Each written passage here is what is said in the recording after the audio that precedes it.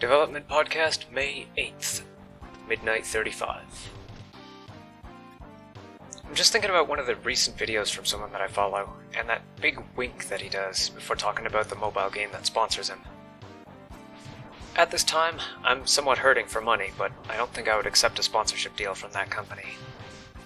And again, I once said that I would never get into an open relationship because it just wasn't my style. And before you could say polycule, I was waking up one morning with a woman hugging my right arm, a man hugging my left, and ending my chance of a second date by having video game music playing out my phone as an alarm tone.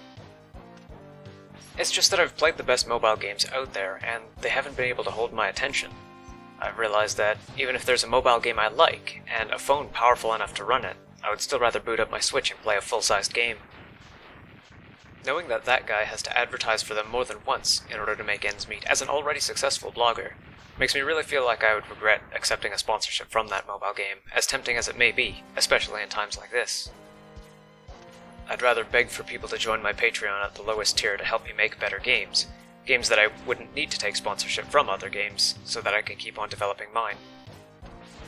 My favorite mobile game is Dragalia Lost, and even while I was 100% into it, when I was in a gaming mood, I would more often turn on my Switch and wish I could play a large-scale online action RPG set in the Dragalia Lost universe, rather than play the actual Dragalia Lost on my phone. I've followed the progress of what could be labeled scam game devs, watching scambusters like Callum Upton and Cura TV that call out scam devs and keep an eye on their operations. The downfall of certain indie devs that started their careers by posting on unmoderated or minimally moderated image boards, promising the most anti-SJW game ever or something like that. Well, some of them I can't really say are a downfall because they're still working on their game and making enough money to live off of in the process. I kind of envy that they are in a stable position financially and can keep developing their games, as, after all this time, that seems like something that they're at least somewhat genuinely interested in doing.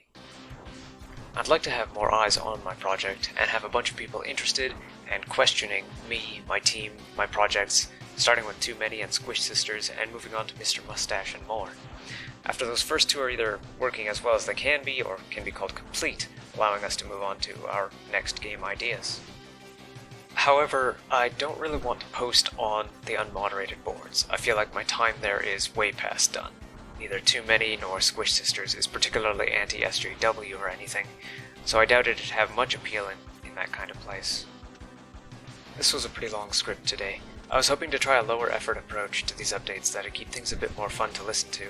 Since we're alternating between dev streams and game streams and Vulkan tutorials videos, I feel like the work that's going up is mostly self-explanatory. As always, thanks for listening. My Patreon link is in the description. I might continue streaming on Twitter, I'm not totally sure at this time. Thanks to Phoenix Astra for being my top patron, and Joshua J. Sloan for helping out as well. Every little bit counts at this time, and I hope I can make your investment worth the time, the money, and the wait.